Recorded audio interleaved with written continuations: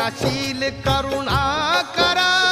महिमा तुझा अपार युगंधरा क्रांतीवीरा वंदन तुला त्रिवार विश्व शांतीचा